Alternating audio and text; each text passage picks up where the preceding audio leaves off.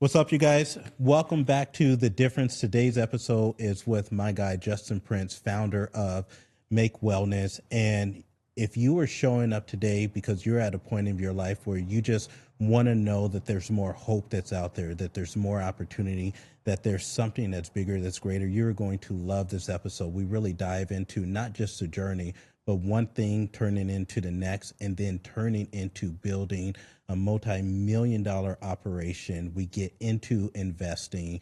We invest in private equity, to invest in real estate, and you are going to find such a fruitful and inspiring conversation. I cannot wait for you to dive in. Justin Prince, you guys.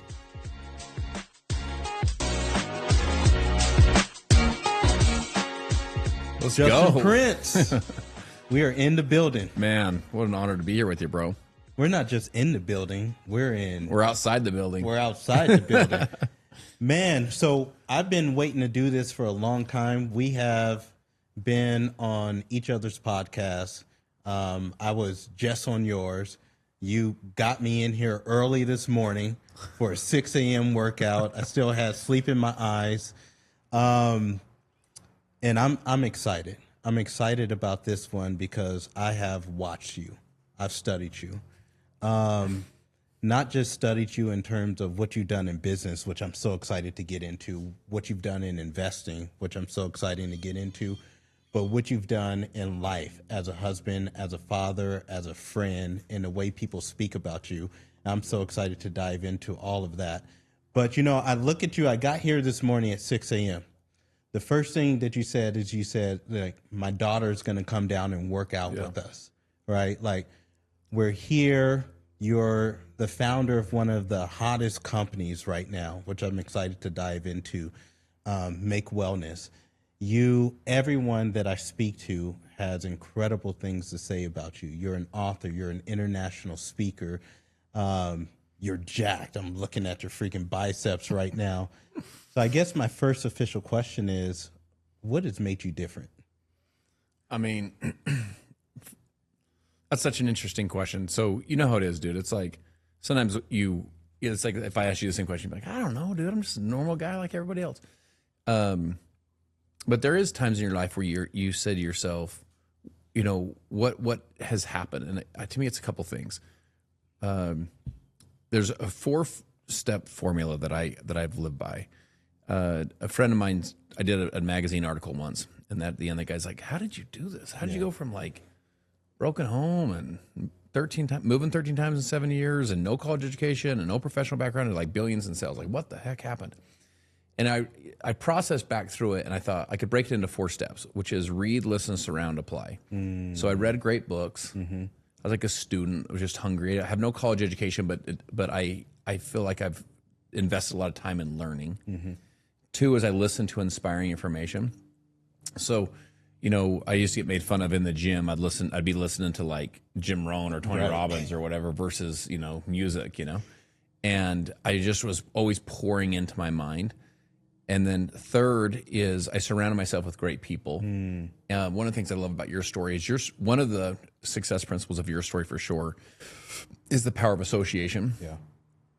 And choosing intentionally who you're surrounding yourself with, both those that are in essence further than you on the path, and then also how you're mentoring for those that are kind of coming up the path, you know. And then lastly is applying what you learn. So you can read all the great books, you can listen to all the inspiring information, you can surround yourself with all the great people. Man, if you don't apply it, you know, Da Vinci said it's he that doeth the deed that hath the power. If you want the power, you have to do the deed. You know, you can't just talk about it, think about it, read about it. And so one thing that I do feel like I've done that maybe is a little different is I've just applied what I've learned and applied what I've learned and applied what I've learned. There's a formula, you'll appreciate this, called ILT, invest, learn, teach. Okay. So you invest in the book or in the audio or in the event or in the training, in the mastermind, in the coaching, you invest in it, learn something, and then you teach it. Because when you can really teach something with simplicity, that's when you've actually learned it. You actually know it, right? And I shared that with John Maxwell once, and he said, "You're missing an I." And I said, "What's that?" He said, "It should be ILIT, which is invest, learn, improve, and then teach." And so it's this idea of you invest in something, you learn something, but then you apply it to your life, and in the applications, all this improvement that happens, like your life goes to a different level, Right. and then you teach it. Right. 'Cause I think a lot of people start teaching stuff before they've even applied it. You know, it's Right. like theory versus. It's one of the reasons your story is so powerful. Your story is not theory.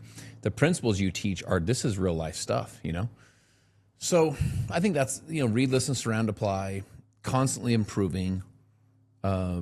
Looking to serve and add value to people. I think those are some of the things I did that have helped to create some separation over time. Right. Well, I feel like there's a lot of people that do that. Like I'm sitting here at your house. You guys look at this background, right? This is amazing. Not only that, but you're a great father. You're a great husband. You're a great businessman, mentor. When I was in pharmaceutical sales during 2008, 2009, you remember the market crash, and about 4,000 of us got laid off with one phone call. And then I had to find another job. So I got a job in medical equipment sales, and it was awesome. But sometimes I had to, because our operations team was running too slow, but I need to make my commission. I need to hit my numbers. So I would literally take the devices to the people's houses. And the people that could afford these devices lived in neighborhoods that I always wondered, how do you get there? Right. And now I sit here and I'm looking at my surroundings and I'm just thinking about me at 31 years old, looking at you as a 44-year-old dude. You're young, handsome, successful. And I'm just wondering how. Yeah. Like how, because there's a lot of people that work hard. There's a lot of people that put themselves around other people. There's a lot of people reading books and listening to podcasts and stuff. But I would literally walk into people's houses and I would say, and I would ask them, I would say, how'd you get here? Yep. How'd you get in this neighborhood? So I'm kind of wondering that for you. You're a young dude. How are we here? Yeah. God, what's such a great question. So, it's so interesting. The first time I walked through this house, the family that built this house took them however many years to build it. They lived here for 6 months, and they bought a ranch in Montana, like a summer ranch, because here it gets pretty hot in summer. So like a summer ranch in Montana, and ended up staying there. And we moved down here to southern Utah. We bought a lot we were going to build, and that process was taking too long. So we were kind of looking around. So first time we walked through this house, it was vacant. The house, it's just this beautiful home. It was vacant. And it was the weirdest thing, because I don't feel like I have a lot of money issues in my brain. Like I've worked through all the money issues. Sure. Sometimes we all have is it going to make you bad or good or whatever? I've worked through all that stuff. But I'm walking through this house, and I literally was I almost told my wife, babe, let's just go. It was too much. And I was like, what's it going to say about me? And what are people going to think about me when they come here? And I remember thinking what about, I thought of certain family members, will they come here and feel inferior or that they failed? And I'm going through all this stuff walking up the stairs. I'm I'm literally had to take a deep breath. I was like, dude, chill out, dude. And ultimately I just thought to myself, I'm living a dream right now that was once a dream. All this stuff is a dream. Right. And it all starts as a dream. It all starts as a vision. There's two creations. There's the spiritual or the mental creation. In other words, you create it in spirit or in thought, and then you create it in reality. I wanted to create a home where my kids would bring their friends over for the weekend, meaning that this would be the hangout spot, sure. right? So I could be around their friends and hopefully pour into their friends and watch what's going on. And I wanted to create a home that felt safe. We moved 13 times in the 7 years through the teenage years. I had remember picking up boxes and I was triggered, we're moving again. Just oh my gosh, I hated moving, dude. Right. And so I wanted to create a home that felt safe. I wanted to create a home that we worked out this morning. Sure. I wanted to have a gym where you could go, hit it hard and then go up. We've been up to my den and really focus and then, just have these different spots at your house. So just stuff like that. It was all dreams. It was all a dream and now it's real. So a couple quick strategies on how this all happened. I sat down with a friend of mine. He was a first generation billionaire. You'll appreciate this because this is the world you live in. He first generation billionaire. He was a mortgage broker. He was introduced to the direct sales world. Okay. Made $70 million in commissions, which means he's top 1%, sure. 0.1%, right? He's the man. Right. But he turned that into $1 billion real estate and an asset holding portfolio. The guy built an empire. And it was so surreal. I chased him. Literally, he didn't even know who I was. Didn't even know who I was. But like I used to like listen to his CDs, and I would watch him on YouTube. I used to sneak into his meetings. I used to sneak on his conference calls. I wasn't even on his team. I wasn't in his company. But I modeled him for years. And he has since passed. He died in a tragic. His name is Nathan Ricks. Man, nothing but love for Nathan Ricks. But he died in a tragic plane accident. He was a pilot for a jet, and it crashed. Wow. Surreal day, just such a sad thing. So sat in his Class A office space in a place called Thanksgiving Point, Utah. He owned all these big buildings. Microsoft rented from him, everybody. Sure. And I'm sitting there in this crazy office space. I mean, these beautiful, huge, massive buildings. How old are you? Let's see. I would have been, at this point, probably about, so I'd have been about 31 years old. Okay. Maybe 30, 31. And he said, I'm going to share with you a 3-step wealth building formula. And, here's a guy that's a self-made first-generation billionaire. Were you balling at this point? No. I'm making, I was like at this point making a couple $100,000 a year kind of thing. I was in between. I was in between at this point. I was doing like some consulting work. I was kind of in between. And so I was living a pretty normal life. Sure. It was a good life. It was all good, but I'm not like killing the game. He goes, 3 steps. Step 1 is maximize your income. Learn to make a lot of income. Maximize. I love that word, by the way. What a great word. So it's like if you can learn to make $1, figure out how to make 2, make 5, make 10. Like how do you maximize your income? Get your income your trend line to go like this.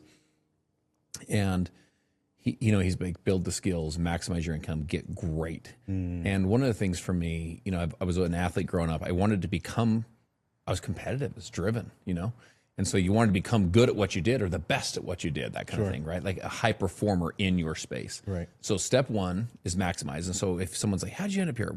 One of the first things I tell people is get great at what you do. Maybe even before that, pick something that if you get great at it, you can get rich. Anything. Do you know what I'm saying? Yeah. Pick something that the upside potential of that space is really high. So if you're a waiter or waitress, that may not be it. Sure. You may need to pick something else. Maybe you start a side business or something. But if you get great at it, you're gonna crush, right? So that was step 1, maximize. Step 2 was minimize expense. Okay. So imagine you have a trend line of income going like this, and then a trend line of expense going down. So you're creating a gap in between them. And what most folks do is the trend lines. If they make more, they spend more. They kind of mirror each other.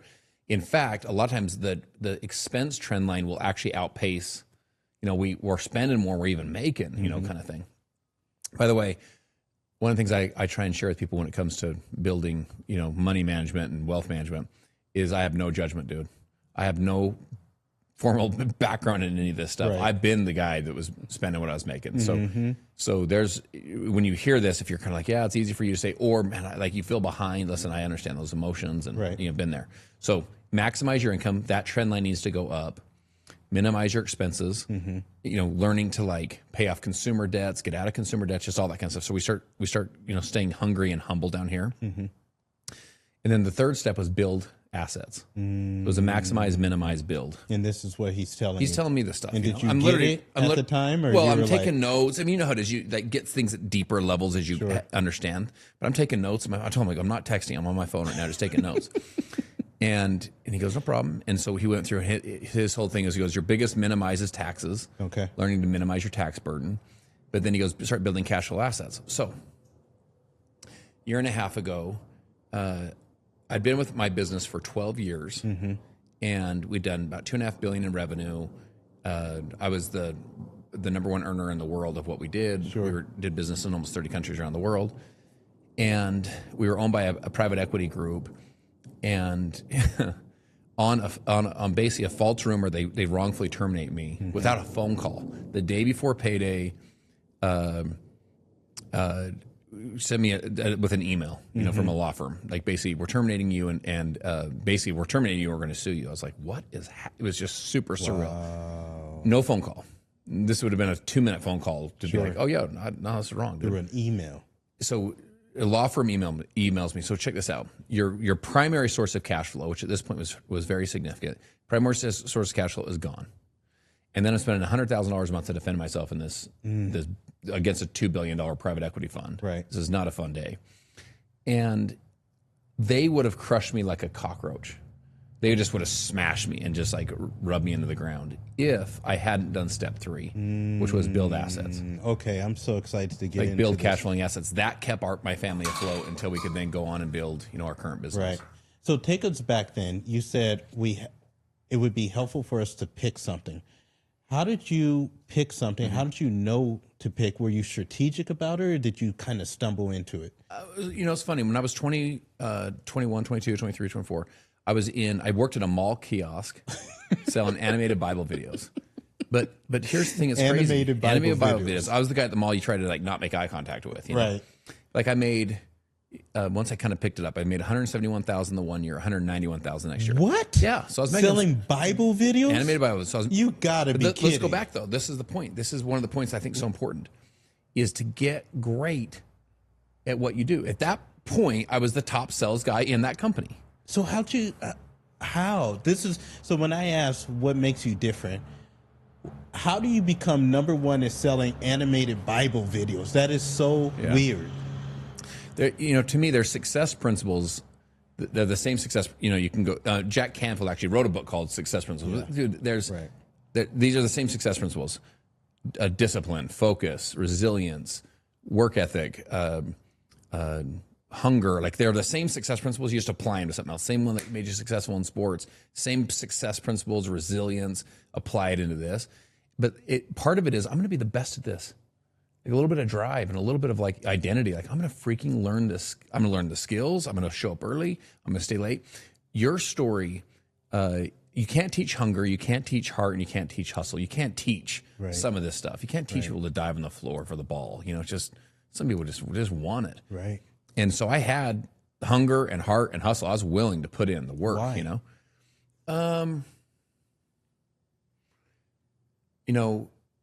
The framework I would share is there's inspiration and desperation. I had a little bit of both. One is inspiration, which is like your identity. You're trying to be the one you're born to be. Just like you feel like a calling on your life, all that kind of stuff. Even as a young kid, I felt that. Mm-hmm. But then there was some desperation too. I had a young little family. My wife and I got married when I was 22. She was 25. We had a little baby, my son Isaac, a year later. I was 23. She was 26. Wow.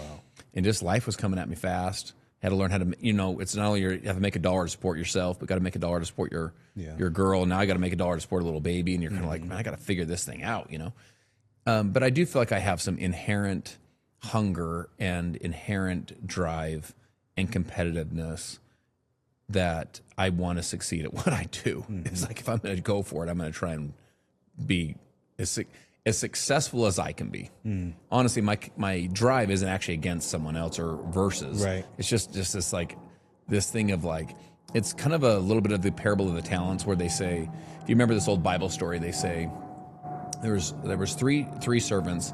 They were all given talents. They were like coins or gifts, and the master told them, hey, go do something with these.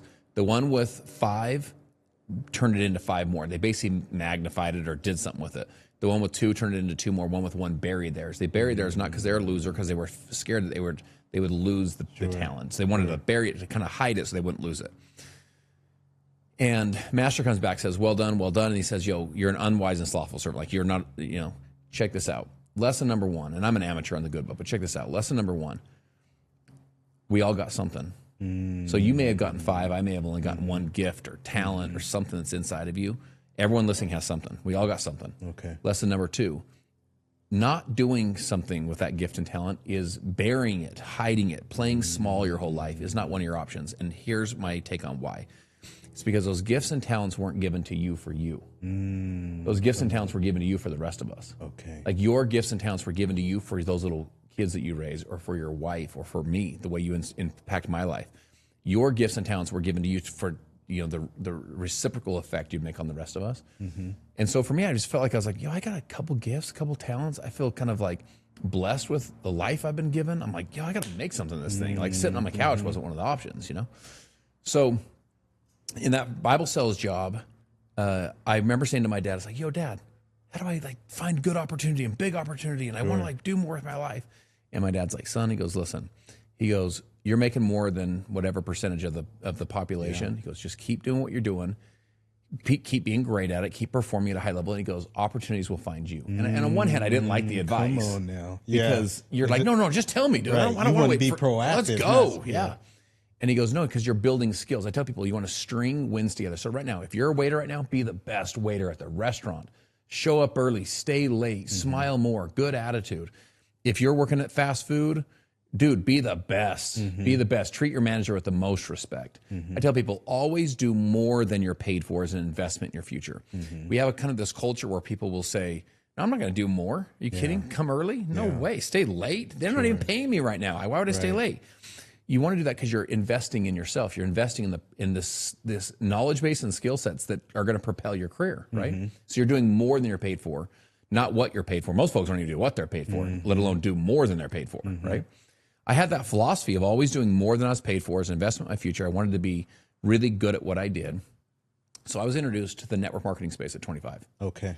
So I get this phone call. All I knew about network marketing is I didn't want to know anything else. I was kind of skeptical about the whole thing. And by the way, for no real reason other than I just was. Exactly. You know? Yeah. And but what I did know about it was, which was interesting, is there was a guy when I was about 11 or 12.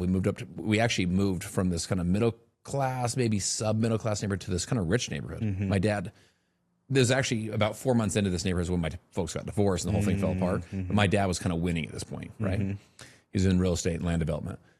We move up to this neighborhood, and one of the guys, do you remember? So in 1991, they had the original Gulf War. Okay.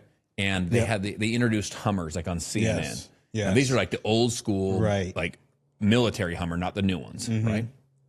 This dude had a old school Hummer driving down the street, and all of us were just like, it's tan. I mean, it looked like it's from Iraq, you know? You're like, dang, dude. And he was the rich guy. Yeah. And he was in a company called New Skin. I didn't even know what that was, other than it was. I didn't even know. I'm 12. I didn't know how to associate all this, other than the rich guy does New Skin, and New Skin's one of those one things. I don't even know what it is. You know?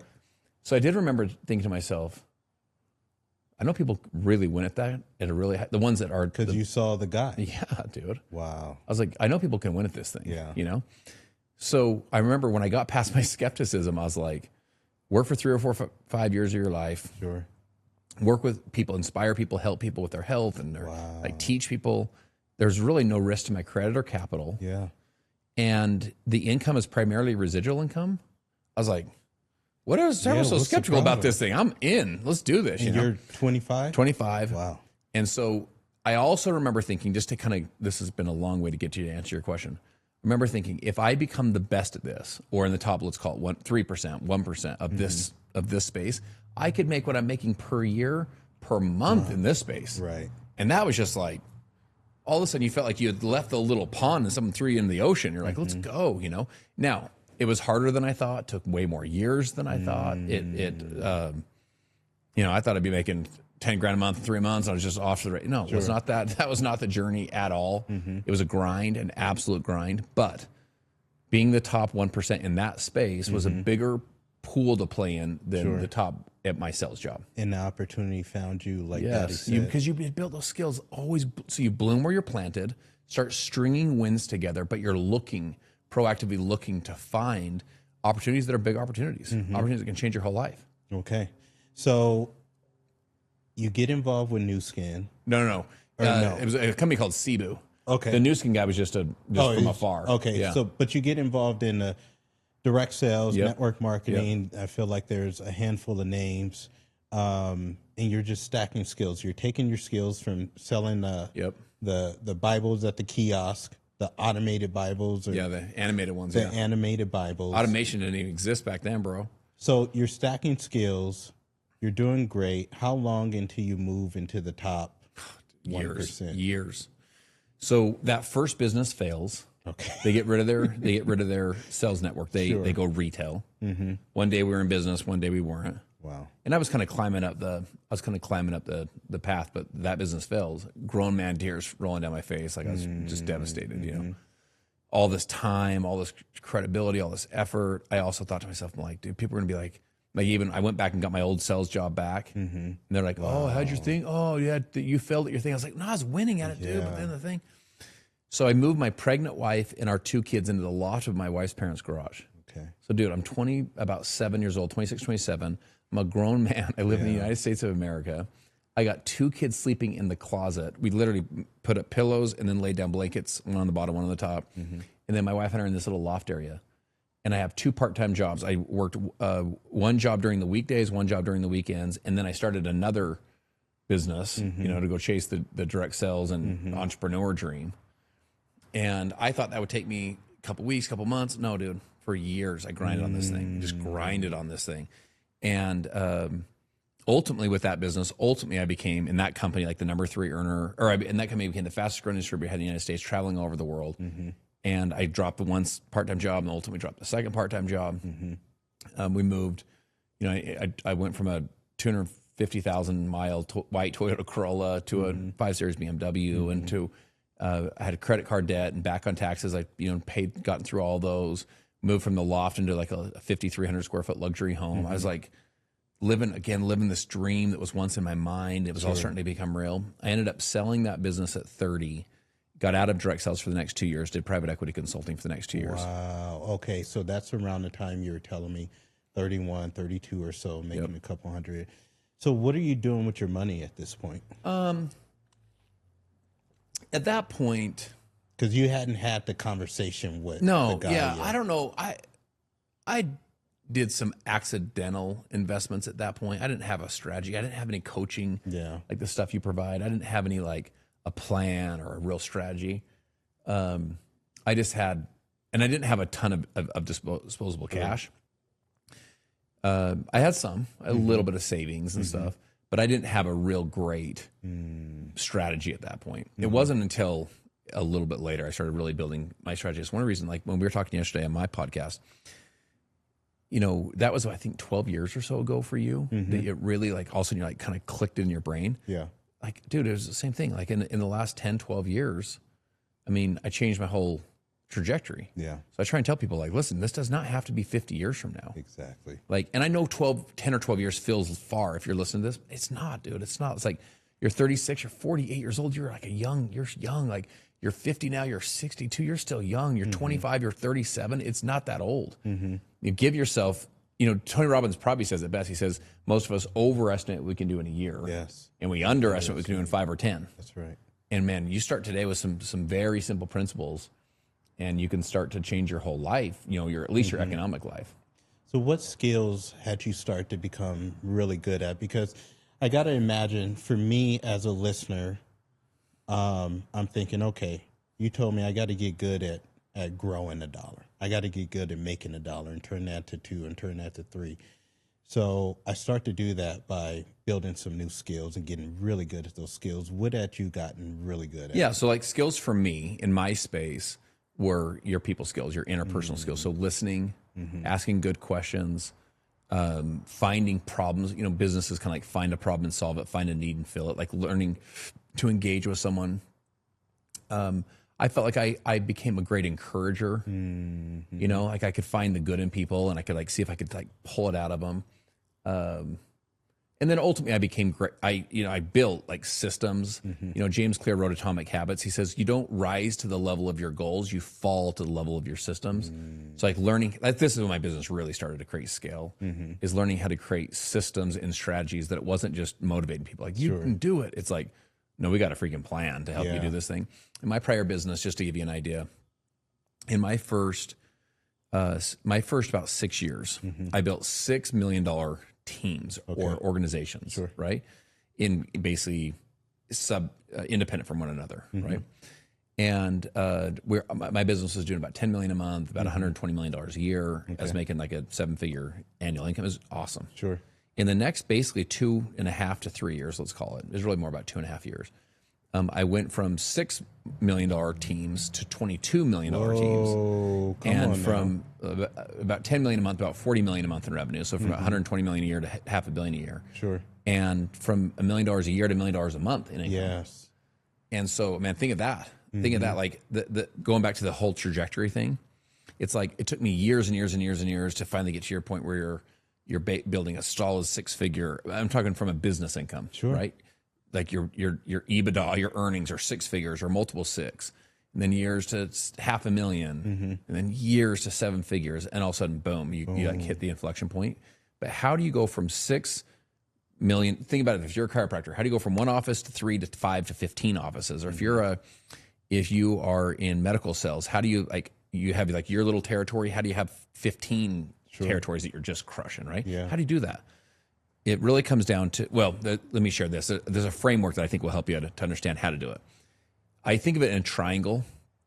That is what I call ILI, the ILI formula. So the first is income. Question number 1 is how do we increase our income? So we go back, how do I maximize my income? The second, the bottom point is lifestyle. Because what I would suggest is this. Your goal is not just to make cash. Your goal is to create a life that you love. Yes. In other words, if I said to you, Jamil, listen, you can go to Wall Street, you'll make 30 million a year, 50 million a year. You'll lose your family, lose your faith, lose your health. You know, it's going to take the next 5 years. You'll lose everything, but you'll make 50 million. You'd be like, bro, it's not worth it to me, dude. Worth it. Because you're trying to create a life that you love, right? Stress level is where you need it. Just your exercise and fitness is where you want it. Your faith is where you want it. Your marriage is where you want it. Creating experiences that are the ones you want to create. And if some of you want a Ferrari, that's cool. If some of you say, I want a second home, that's great. Some of you want a horse. I'm cool with all of it. Right. But it's just like you have a lifestyle that you love. You're creating a life that you love. That's the lifestyle. So income, lifestyle. And then the last one is impact. And one of the reasons that you and I resonate with each other is we both want to make an impact on people and serve people and add value and, you know, show up for people. If I was selling widgets into Walmart and making a fortune and had an incredible life, so tons of income, tons of lifestyle, I'd have a hole in my heart. Because I feel like I was put on earth to add value, create economic opportunities, serve people, that whole thing. So how do you have all three go up at the same time? Because if your income increases, typically sometimes this will happen. I'm making more dollars and my life sucks worse. Right. You know what I'm saying? And I think we see that too. Yeah, you're just like, I'm working 3 jobs now, or I'm like doing literally everything for everybody in my business. And I'm just grinding harder. Yeah, I'm making more dollars. I'm maximizing my income, but my life sucks. So how do you get all three to go up at the same time? You're impacting more people, you're making more income, and your lifestyles increase. It really comes down to 2 things, which is teams and systems. Talk about it. So teams are you're building teams of people. I'll go deeper on that. And then systems. You're building systems to where you're creating duplication or replication where people can actually, because to duplicate is to copy, right? So people can copy the steps we're talking about today. When you have a salesperson, like for example, if you're selling, but you build a salesperson to sell, what do you need them to do? To duplicate or to copy or to replicate the way you would do it, right? And you train them up. And that's systematic, that system. And then also if you have the right person. So check this out. I read a book called Who Not How. And Dan Sullivan wrote it. So Who Not How basically says, as high performers, we ask ourselves the wrong question. We ask ourselves the who question. Or the how question. We say this. We say, how am I going to accomplish the dream? How am I going to accomplish the goal? Sure. And so our brain goes to work on like, how am I going to do this? The right question is not how am I going to do it? The right question is who do I need on my team to accomplish this dream? I remember Maxwell said to me once, he goes, Justin, don't tell me about the dream. Show me your team. Don't tell me about the dream. Show me your team. And check this out. It's not, don't get lost in the cliche of the words. In other words, the rhyme of the words. Sure. Who's on your team? Like you look at the greatest athletes. Like Jordan was the man and couldn't get out of the first round, right? Until Scottie Pippen, Phil Jackson, ultimately Horace Grant, and then later Dennis Rodman. Until he built the team. LeBron, same. Like you got to have the right team around you. And so for me, I was like, hey, how do you take your life to a whole different level? Most of us, we work in the business, not on the business. Sure. And we're the ones kind of doing everything for everyone. We haven't built systems and protocols, kind of standard operating procedures of here's how the business should run, and then put the right people in the bus. So Jim Collins wrote Good to Great. He says, get the right people on the bus, get them in the right seats of the bus. That's the team. So it's the who. So I'll give you just a real life example. I had this book in my heart for years. I had tons of Word docs done. You know how it is, write a book. It's just, it's like a labor of love, you know. It's like in your soul, but you can't quite get it all done. So I have a buddy of mine named Clay Manley. He at the time was more of like a copywriter. Like he would do sales copy and that kind of stuff. worked for Petco and so on. But he was a really good, gifted writer, but he hadn't been a real author yet. He's more of a copywriter. And I would do sessions with, mentorship and stuff where people would be like, what's your latest goal? What's your latest dream? And I'm like, mine would always be like, finish your book, dude. Get this thing done. Right.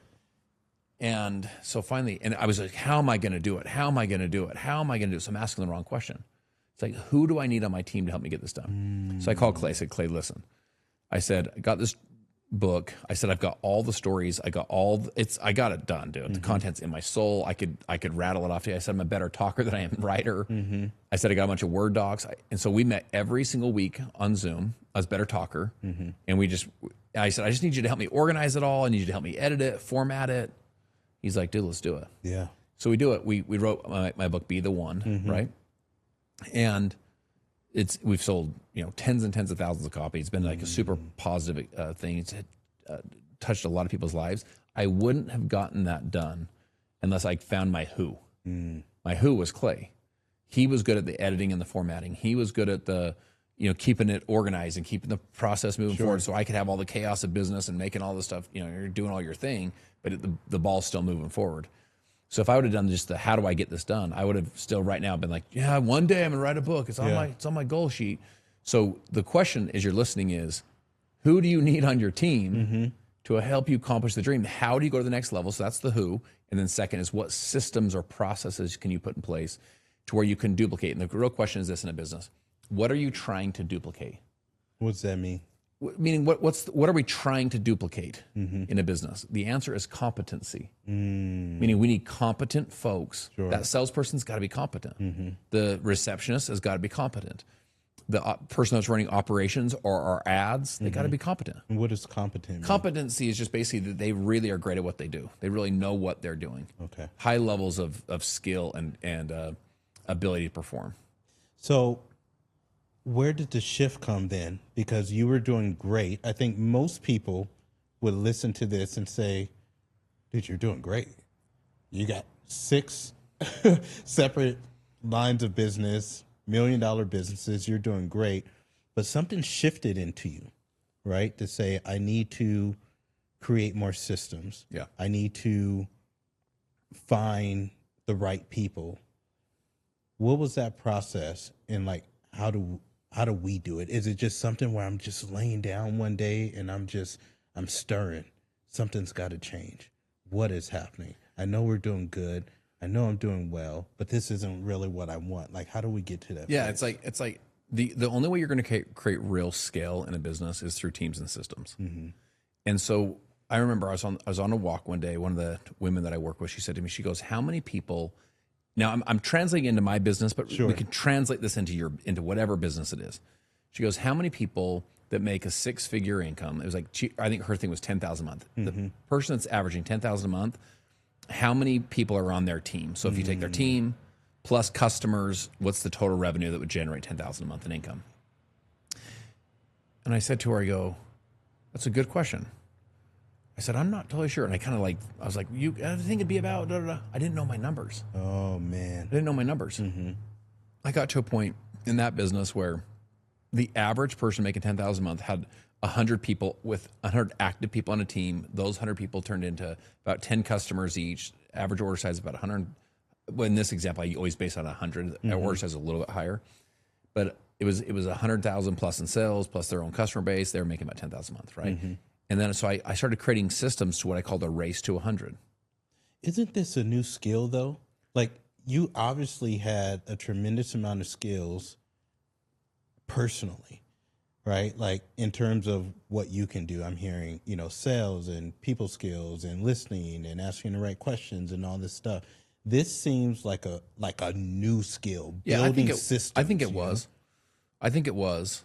But man, that's one of the great things about humans is that we're not a tree. Like we can grow and we can like move and like go over here and find better situations, And for me, when I learned how to create systems, I exponentially changed my income. When I learned my numbers, I exponentially changed my ability to earn income.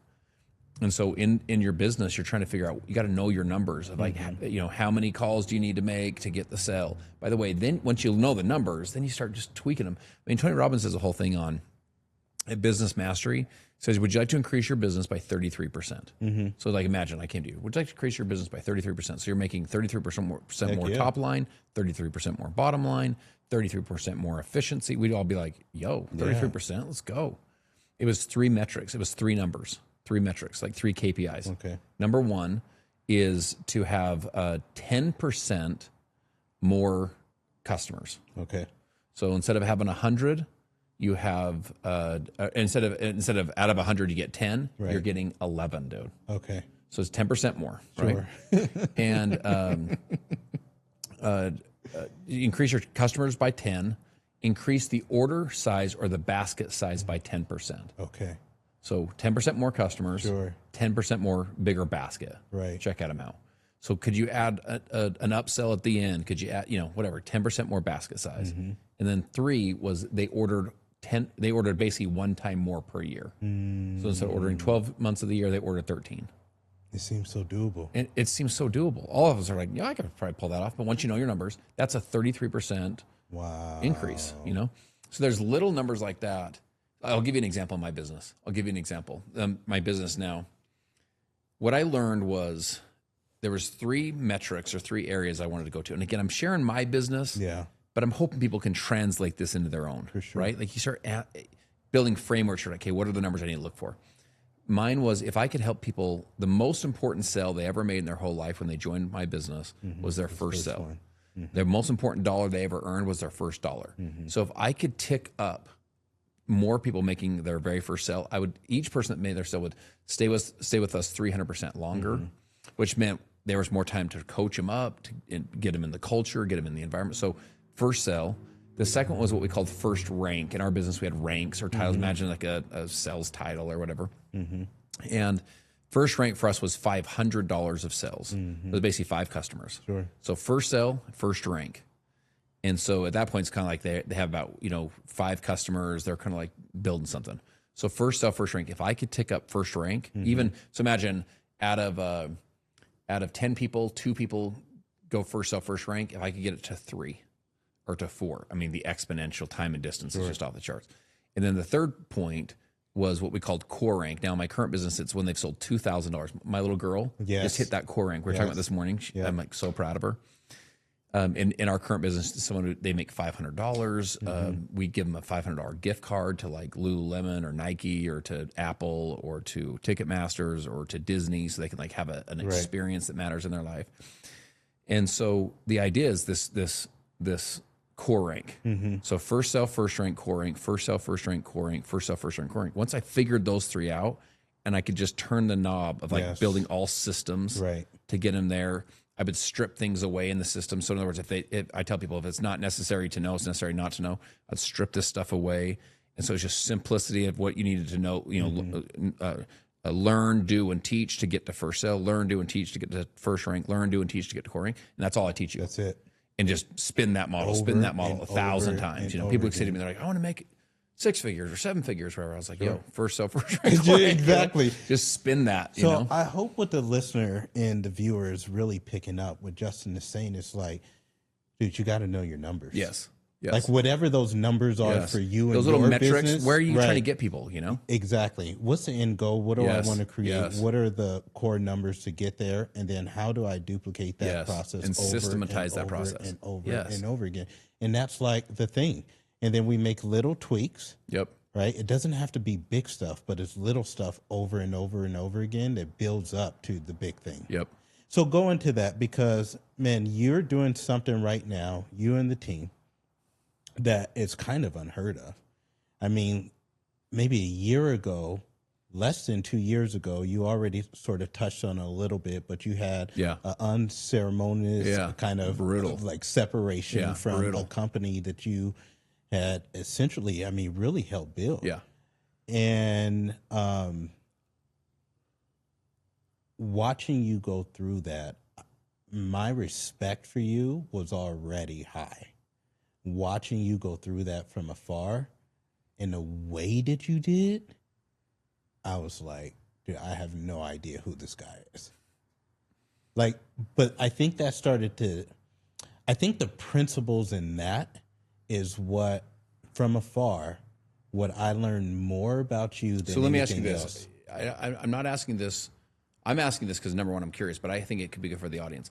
What was it from afar that stood out? And again, I hate to bring it up because it's about me, but just like, what were the things that stood out to you from afar?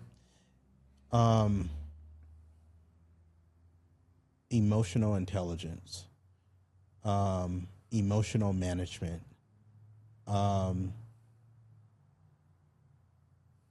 seeing something in the future, acting in the now. When everybody has a tendency of going left, you go right. There was a post that came up on Facebook. You had put a video out, and it was just like, "Hey, I know there's some kind of whispering here. Here's my version of it." And that post got like probably hundreds of thousands of views. And I think probably most of us were on there waiting for the thing.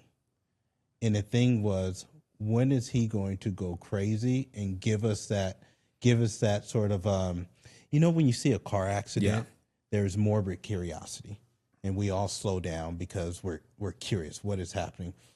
And I'm on the post. Okay, bro, give it to me. When's it coming? Like, give me the juicy. And it never came.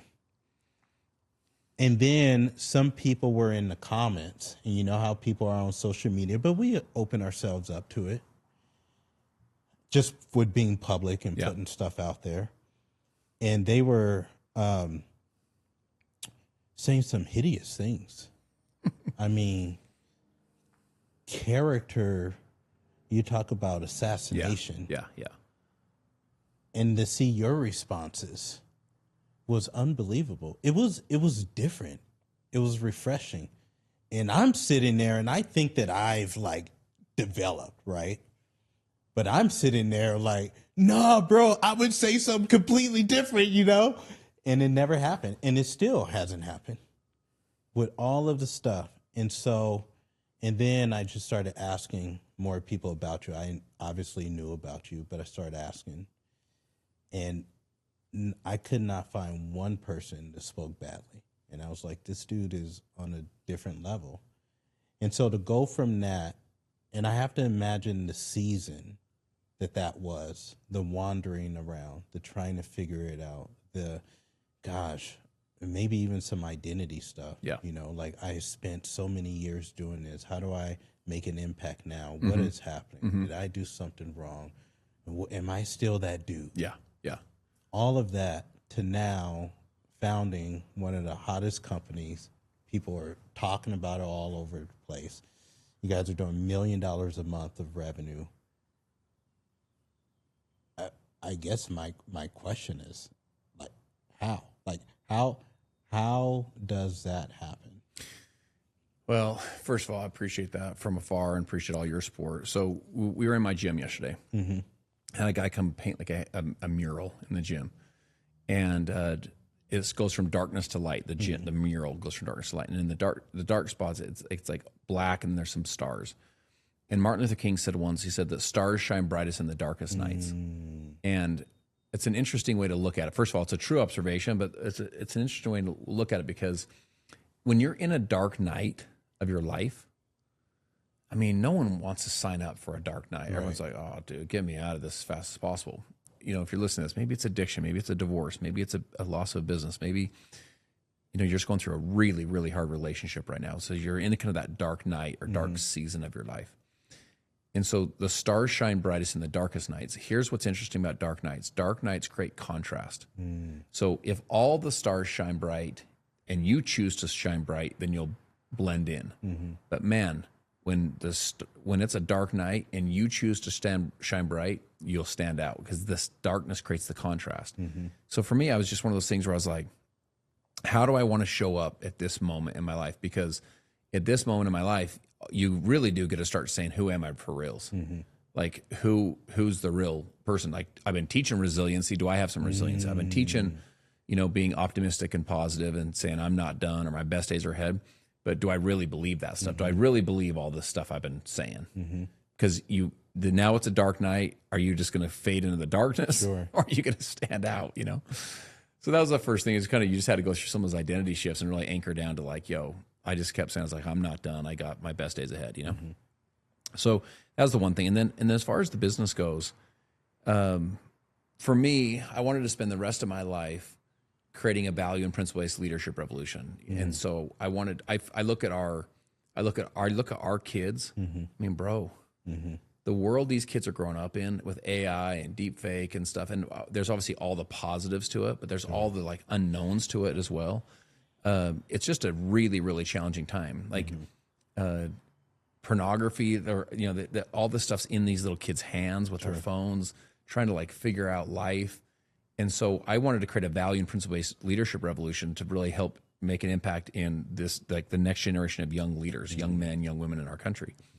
And so I thought to myself, what's the best way to do that? And I was going to just go do coaching, just go launch books and courses and masterminds and the whole thing. But I thought the power of direct sales is you build this massive community of like-minded, positive people. And I was like, man, if I could go pour in that same leadership stuff into those people and then help them to be the best version of themselves, to be the one they were born to be, then I can start strengthening the person. If I strengthen the person, I can start strengthening the homes. There it is. Because it's like you get mom and dad, like they step it up in their own life, start being the best version of themselves. You start getting the house in order. And that's where the impact starts. If we get the house in order, that's the folks that run the PTAs and the coaches and the firefighters and police officers and our school teachers in our local communities. And then you get local. And if we can strengthen the leadership base in our local communities, then we can go to our country and ultimately change the world together, you know? And I was like, and I'm going to go create like one of the biggest sales forces in the world and pour into these people and see if we can create a leadership revolution. So that was the first part. That's why direct sales made sense for me. Second is when we found these bioactive precision peptides, so these nature-based peptides that you didn't have to inject. We partner with some of these top biotech labs around the world that are doing artificial intelligence data that they can identify and isolate and do human clinicals with peptides from nature. And so instead of being synthetic compounds that are made in labs, they're naturally occurring in nature. And instead of having to inject them, we could basically make a super supplement. You have like a supplement and you inject these natural peptides into it. And so you have like a super supplement, whether it's a stick pack or a capsule, you know? And I was like, yo, this is like the future of wellness. So if you think of aloe vera, the story of aloe vera came to market through direct sales. It's this human to human story of like, yo, this stuff's freaking awesome for my sunburn or whatever, you know? If you think of antioxidants, so antioxidants, free radical biology was a direct sales story. They brought it to market. Like, there's these things called antioxidants. You maybe never heard of a free radical. At the time, people were like, what are you talking about? You know, but that story, was a multi-billion-dollar story. Essential oils, came to market through direct sales. And I just remember thinking, I was like, we have a platform I think is bigger than all of those combined. It's a tens and tens of billions of dollars of platform. But it's an educational platform. People need to understand what a bioactive peptide is and versus a therapeutic, and what is a peptide and all that. So someone's telling the story versus sitting it on the shelf, And so I knew we had a chance to like change the future of wellness. And to me, I didn't want to get back into the direct sales world unless we had something that was like a big thing, I didn't want to just go grind it out with people. And so, we've created one of the fastest, in fact, we're pacing right now to be the biggest first year launch in the history of direct sales, and it's been wild. We're pacing to do well over 100 million this year. And so nuts. So did you go out? Did you guys raise money for this? Did you have a seed round? Did you put your own money in? Yeah. Like, so I'm the number one investor. I'm the number one shareholder. One of the things that was really, really important to me, and it was important to my partners too, was to be able to create a business where we could protect all these affiliates. Because in my prior business, so the end of that story, a year and a half later, the same equity firm that the day before payday, without a phone call and no warning, took everything that I built for 11 years. They did it to the entire field. The day before payday, with no prior warning, took everything those guys had built for 11 years. It was just painful, And I wanted to build an environment where I could protect these families. I could protect these affiliates that are out there sharing this message. I could protect the income and the sanctity of the businesses they're building, And I've been those people. I've raised my family, paid utility bills and bought dance lessons and basketball shoes with those commissions. So I know how valuable that stuff is for a family. And so And then really the third thing for me was I wanted to create economic opportunity. Like, Jamil, listen, like I want to wear myself out. Like when I'm 93 years old, I hope someone says he was a good man, he was a good husband, good father. And they go, that dude made a dent in the side of the universe when it comes to like the leadership development of the next generation of leaders. And he created a ton of economic opportunity for people. Like that's like what I want to do with my life, you know? Amazing. That's amazing. So I feel like we're on the same mission, just in a little bit of different fields, because I feel like, you know, when I laid there in my bed and I was thinking, how do I want to impact the world? How do I want to help people? And I realized all of the people that I help have economic security to a point, but then they weren't really doing the third part that you talked about. Yep. Right. We may have did the first part. We may have did the second part, but that third part, which is, okay, how do I now scale this? That was missing from the impact that I was having. So, of course, you know, created Think Life is Different, and that's what we're doing now. I guess for you, we have all of these people. You guys are already crushing it. I guess for you on your journey, which has been so amazing. I hope you guys are enjoying this, by the way, because this is crazy. What has been your sort of investing philosophy, right? Because you said we do it first, you know, then we help them do it, then we watch them do it, we watch them teach it. What have you guys been doing? Yeah, so a couple things. Let me start with just some overall philosophies I think would be helpful. Okay. So number one is never invest in things that you can't explain. And by the way, I'm talking like in one or two sentences. Right. If you can't explain it in one or two sentences, then don't invest in it.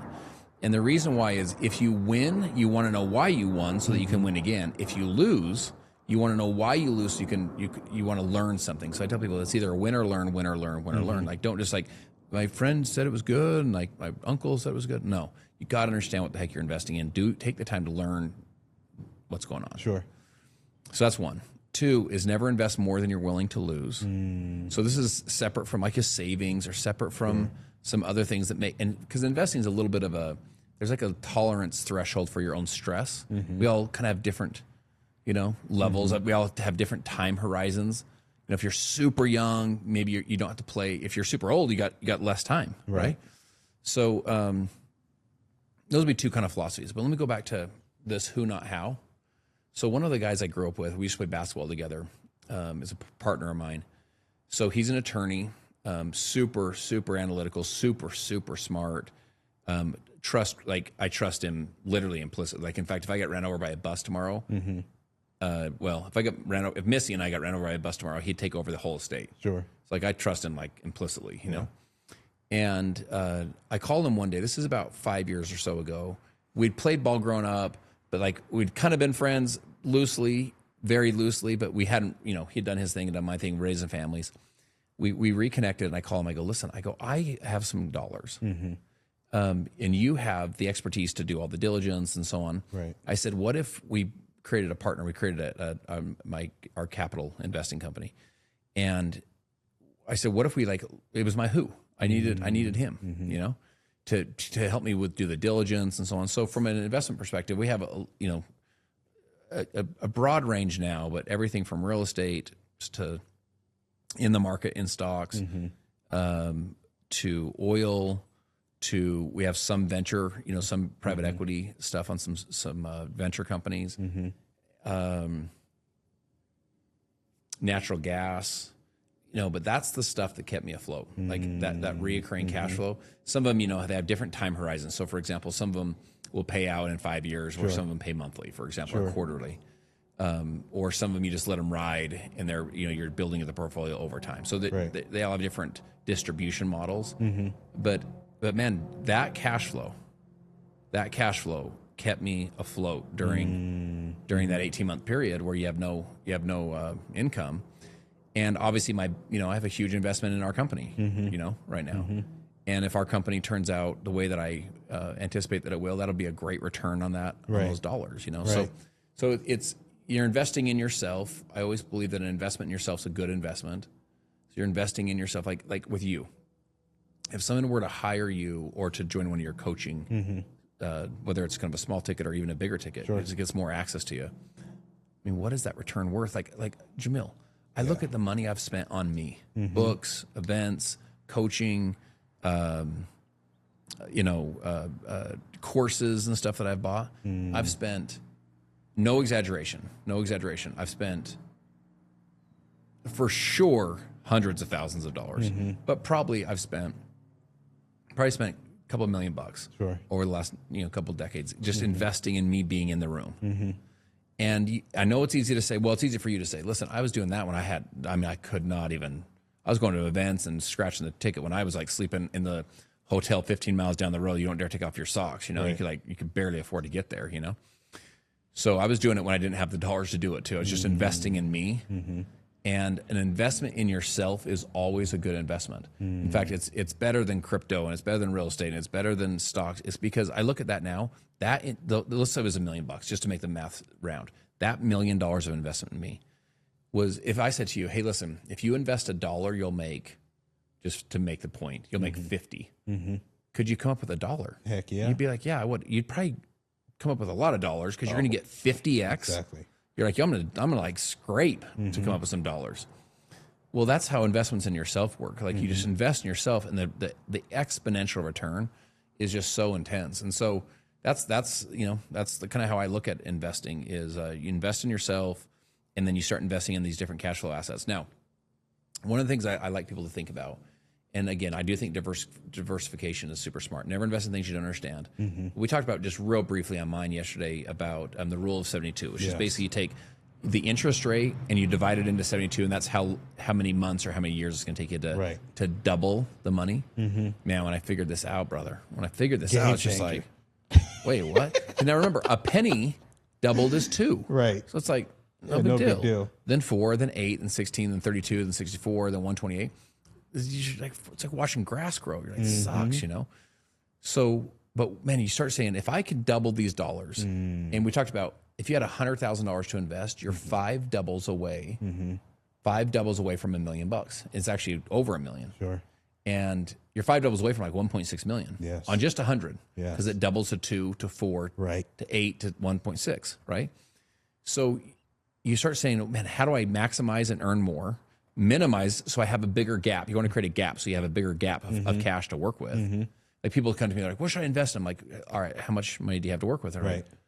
$200. I'm like, bro, no, dude. We got to create a gap here. Right. We got to create a little bit of cash. Right. It doesn't mean you can't invest 200, but I'm just saying this is going to take a long time. Right. It's a mindset and a framework. Yes. And we got to have more on the upside, control your expenses on the downside, have a bigger gap so that we can start balling. By the way, rule number 3 on investing. Number 1, never invest in things you don't understand. Number 2, don't invest more than you're willing to lose. Number 3, it's Warren Buffett. Never lose money. Yeah. He says rule number 1 is never lose money. Rule number 2 is never lose money. He said rule number 3 is never forget rules number 1 and 2. Right. And I've lost too. I've had some where I'm just like, oh my gosh. By the way, typically I broke the first 2 rules. I invested in something I didn't fully get. I got a little greedy probably. Right. And then the second thing is I invested more than I was willing to lose. Now, some of those I just lost. I was like, gosh dang it. But man, if you never lose dollars, so you don't have to get ahead of your skis. You can play the game and not, meaning don't have to go all in on some random thing, just hoping you're going to get rich. It's one of the problems with this generation with crypto. Crypto's not the issue. Right. It's that they're pushing on all these like speculative things, pushing it all in and losing it all. Like all you learned in that thing is that you're an idiot. You're just like, gosh, dang, that's a painful lesson to learn you're an idiot. And I've learned some of those too. Yeah. So you want to have a much more balanced approach than that, I love that, man. So your story is one of like one thing leads to the other. Yeah. I control what I can control. I'm stacking skills. I'm putting myself in the right situations by investing in myself for the right opportunities to find me. I'm treating people well. I'm pouring into people. I'm looking to serve them. And I'm stacking skills, but I'm also looking to make big impact. Like I'm not looking for little things. And it is so incredible that somebody can come from a freaking kiosk. From a kiosk. Are you guys listening to this? From a kiosk. to where we sit right now. Amazing, man. Thank you for giving us time. I love you, bro. For reals, you're one of my favorite people, and you know, having this is almost surreal for me. For reals, the fact that we're here, the fact that we're together, watching your career thrive, and I'm hoping that people listen to this, it was impactful for them. Likewise. And by the way, one of the things I hope is impactful for them is I hope it plants in them a little bit of a dream in the vision of your mind of like what's possible for you, because your life is a testimony of what's possible. I hope I can like add my name to that proverbial list of people that say, from my own personal experience, from my own testimonial, it's possible to create and design an extraordinary life. Like people can be like, yo, it's possible for him. It means it's possible for me. Because there's people that I looked to and said, it was possible for them. Yeah. If they can do it. If they can do it, I'm going to figure this thing out, you know, and you're on that list. And so, dude, I'm just thrilled that we got to do this. I appreciate you, man. You guys, we'll drop all of Justin's links in the show notes. Hottest company that's around, incredible leader, incredible man. Shoot, we could have spent a whole another hour and a half, 2 hours just on family. Yeah. And the husband that you are. I see how your kids react to you and how you guys have them actively being a part of all of the ventures. I mean, it's incredible. Incredible man, incredible husband, incredible friend, Justin Prince. Love you, brother. Appreciate you for joining the difference.